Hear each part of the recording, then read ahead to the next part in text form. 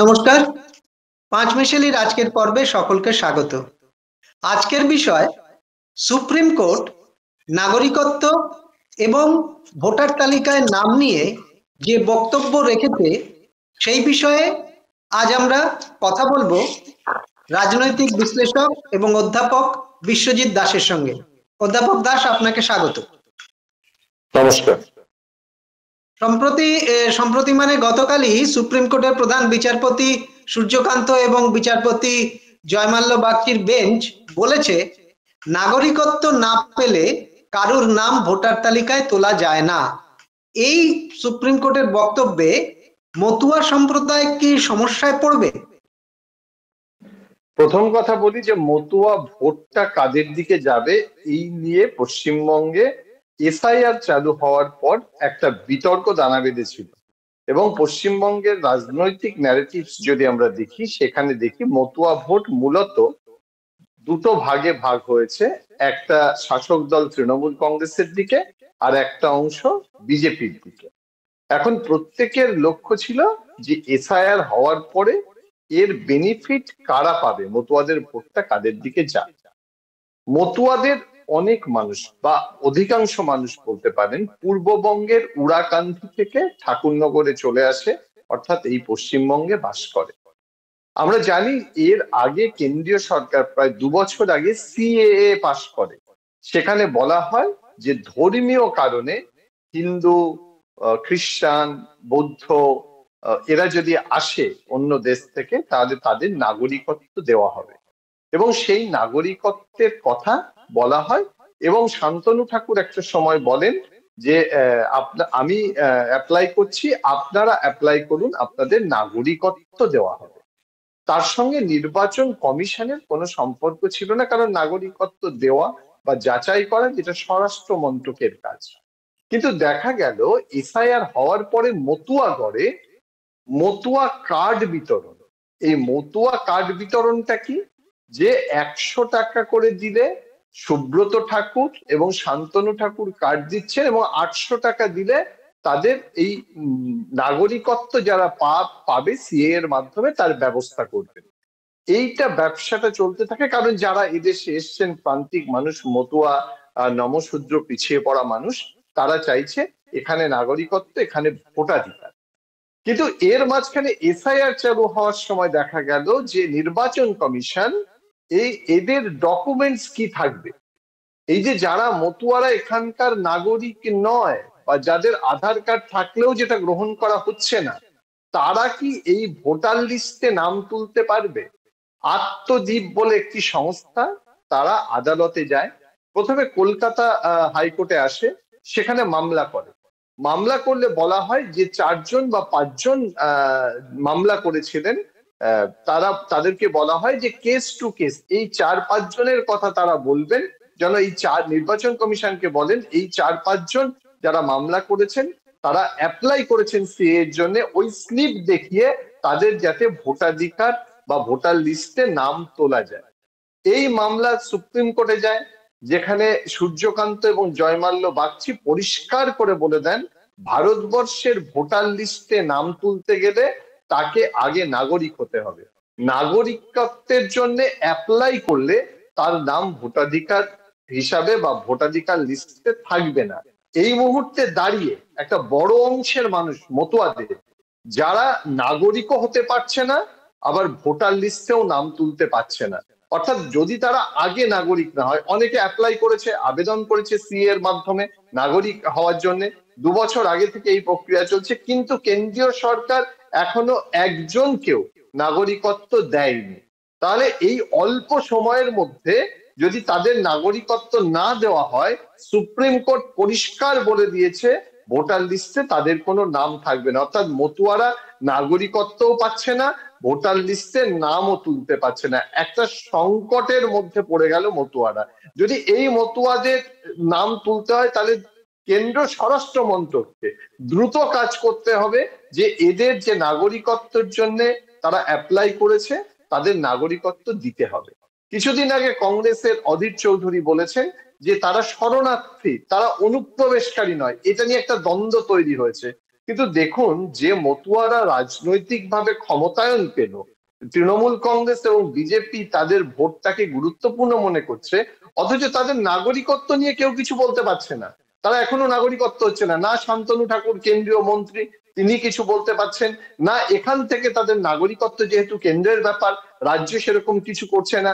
সুতরাং এই মুহূর্তে দাঁড়িয়ে মতুয়ারা পড়েছে বিপদে, এবং মতুয়াদের নাম ভোটার লিস্টে থাকবে না যদি তারা যে নাগরিকত্বের জন্য অ্যাপ্লাই করেছেন, যেসব মতুয়ারা, সব মতুয়াদের কথা বলছি না, যেসব মতুয়ারা অ্যাপ্লাই করেছেন তাদের নাগরিকত্ব না পেলে ভোটার লিস্টে নাম থাকা এখন প্রায় অসম্ভব বলে সুপ্রিম কোর্টে জয়মাল্য বাগচি এবং সূর্যকান্ত ডিভিশন বেঞ্চ এটা জানিয়ে দিয়েছে। সুপ্রিম কোর্টের এই যে বক্তব্য, এর পরে স্বরাষ্ট্র মন্ত্রক যদি দ্রুততার সাথে কাজও করে, তাহলেও কি 26-এর বিধানসভার আগে এই মতুয়াদের নাম ভোটার তালিকায় ওঠা সম্ভব?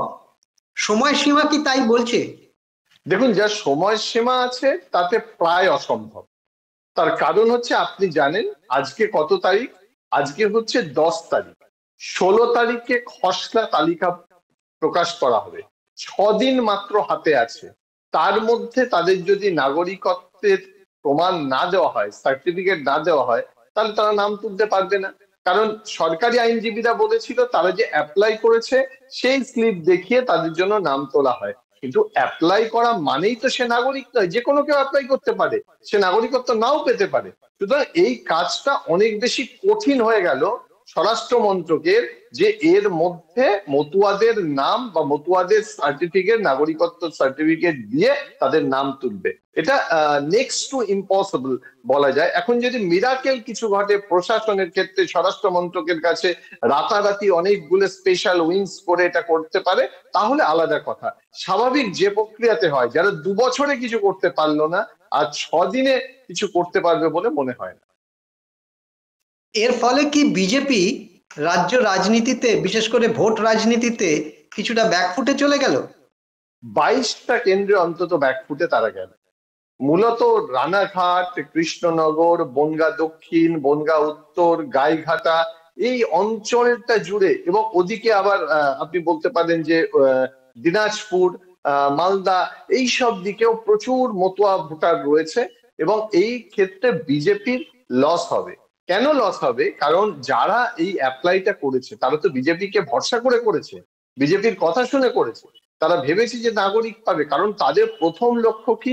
এদেশে এসে অন্তত তাদের অস্তিত্বর একটা শিলমোহর পাওয়া। সেই অস্তিত্বের শিলমোহর পাচ্ছে না। খালি রাজনৈতিক দলগুলো তাদের ফায়দা, তাদের ডিভিডেন্ড দেখছে। এই মুহূর্তে দাঁড়িয়ে যে বিশ্বাস ভঙ্গ হচ্ছে বিজেপির কাছ থেকে, সেইটা কিন্তু তারা রিফ্লেকশন দেবে ব্যালট বক্সে। সুপ্রিম কোর্টে এই নাগরিকত্বের যে বক্তব্য, তার পাশাপাশি আরেকটা বিষয়ও বিচারপতিদের এই সূর্যকান্ত এবং জয়মাল্য বাগচির বেঞ্চে নজরে এসেছে। সেটা হচ্ছে সনাতনী সমাজ বলে একটি সংস্থা, তারা সুপ্রিম কোর্টে আবেদন জানিয়েছিল যে এসআইআর প্রক্রিয়া চলাকালীন রাজ্যের পুলিশ প্রশাসনকে নির্বাচন কমিশনের অধীনে নিয়ে আসার জন্য নির্দেশ দেওয়া হোক। কিন্তু কমিশন সে বিষয়ে নির্দেশ তো দেয়নি, উপরন্তু বলেছে যে রাজ্যের অবস্থা এরকম কি যে যাতে এই ধরনের নির্দেশ দিতে হবে। এ বিষয়টা কিভাবে দেখছেন? দেখুন, এটা একটা সাংবিধানিক কথা, এটা অবাস্তব একটা দাবি করেছে। কারণ আমরা জানি নির্বাচন কমিশনের নিজস্ব কোনো কর্মী নেই।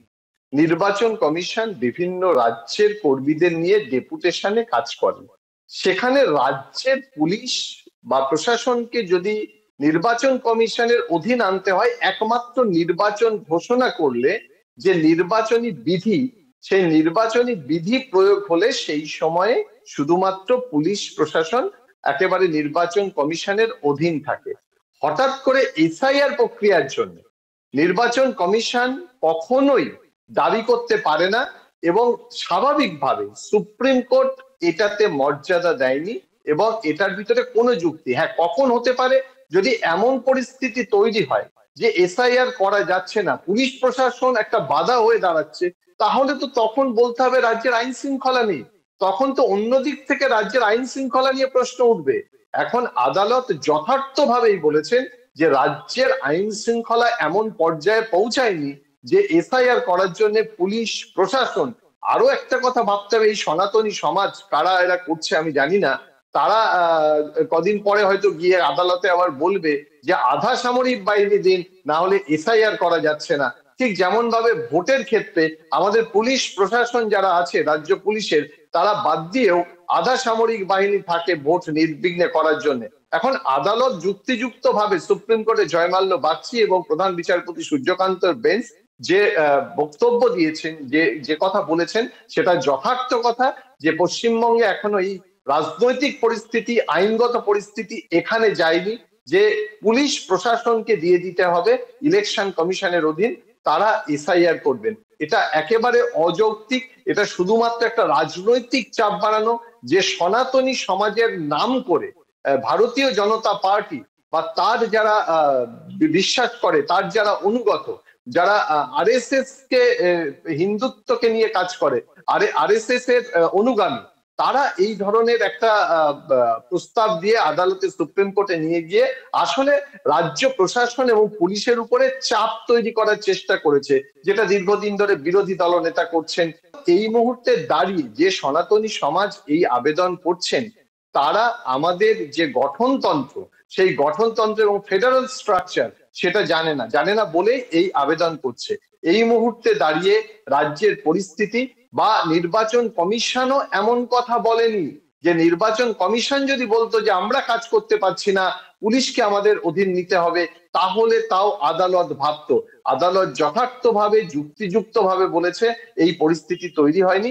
সত্যিই যারা আমরা এই রাজ্যের মানুষ তারা জানি যে এরকম পরিস্থিতি নয় যে পুলিশ প্রশাসনকে নির্বাচন কমিশনের অধীন নিতে হবে। আপনাকে শেষ প্রশ্ন করব যে বর্তমানে সনাতনী সমাজ খুব সক্রিয় হয়ে উঠেছে, আবার সম্প্রতি তৃণমূলের বহিষ্কৃত বিধায়ক হুমায়ুন কবির তিনি আবার বাবরি মসজিদ গঠন করার জন্য ঘোষণা করেছেন এবং শিলান্যাসও করে ফেলেছেন। সুপ্রিম কোর্টের যে অবজারভেশন যে নাগরিকত্ব না পেলে মতুয়াদের ভোটে নাম তোলা যাবে না, অন্যদিকে মুসলিম সমাজে একটা তৃণমূলের ভোট ব্যাংকে একটা ফাটল ধরার যে সম্ভাবনা, এই দুয়ে মিলে, এই দুয়ের সংঘাতে কি ব্যাপারটা হালকা হয়ে গেল? বিজেপির ভোটও কিছুটা কমবে মতুয়াদের দিক থেকে, আবার শাসক শিবিরেরও মুসলিম শিবিরের ভোট কিছুটা কমতে পারে। দেখুন, একটা দিকে যে সংখ্যালঘু ভোট ভাগ হয়েছে বলে ভারতীয় জনতা পার্টি এখন যে পরিসংখ্যান নিয়ে ভাবছে, যে হুমায়ুন কবির যখন মুসলিম ধর্মের কথা বলছে, ধর্ম ভালোবেসে ধর্ম প্রাণ যারা মুসলমান তারা তার কাছে যাচ্ছে, কিন্তু যখন তিনি রাজনৈতিক দল করে রাজনৈতিক এজেন্ডা নিয়ে আসবেন, তার পাশে কতজন থাকবেন সেটা প্রশ্ন। কারণ আমরা এর আগে দেখেছি যে একক রাজনৈতিক দল করে ধর্ম নিয়ে আমাদের এখানে রাজনীতি হয়নি। মতুয়া ভোট যেমন অনেকটা সম্ভাবনা আছে বিজেপির কাছ থেকে কাটার, অন্যদিকে তৃণমূলের যে সংখ্যালঘু ভোট বলা হয় তার কয়েক পার্সেন্ট যদি কেটেও নেয়, সেখানে কংগ্রেস এবং এই যে নতুন দল তিনি 22 তারিখ ঘোষণা করবেন, তাদের সমীকরণটা কি হবে সেটা গুরুত্বপূর্ণ। যে ভোটটা কাটতে পারেন হুমায়ুন কবির, সেই ভোটটা যে সব সময় তৃণমূল কংগ্রেসের সেটা নয়, কারণ তৃণমূল কংগ্রেসের ভোট কনসেন্ট্রেট হচ্ছে মুসলিম ভোট বা সংখ্যালঘু ভোট, এর পাশে কংগ্রেস এবং সিপিএম, যে কংগ্রেস 3%, সিপিএম 7%, যে ভোটটা পাচ্ছে সেই ভোটের একটা বড় অংশ, এই 10%-এর একটা বড় অংশও কিন্তু আছে সংখ্যালঘু ভোট। তো সম্ভাবনা একটা রয়েছে যে এখনো পর্যন্ত রাজনৈতিক দল ঘোষণা করেনি কারা কারা আছে সেখানে, তার এজেন্ডা কি। শুধু মন্দির মসজিদ রাজনীতি করে সেই এজেন্ডা হলে তাতে ভোট টানা যাবে না। সংখ্যালঘুদেরও জন্য উন্নয়নের কথা যদি বলা যায়, তাদের হসপিটাল, তাদের শিক্ষার ব্যবস্থা, সেক্ষেত্রে আলাদাভাবে ইস্যু তৈরি হতে পারে, কিন্তু এই ইস্যুতে ভোট ভাগ করাটা বেশ কঠিন হবে। আজকের আলোচনা এখানেই শেষ করছি। আগামী দিন অন্য বিষয় নিয়ে আপনার সঙ্গে কথা হবে। নমস্কার। নমস্কার।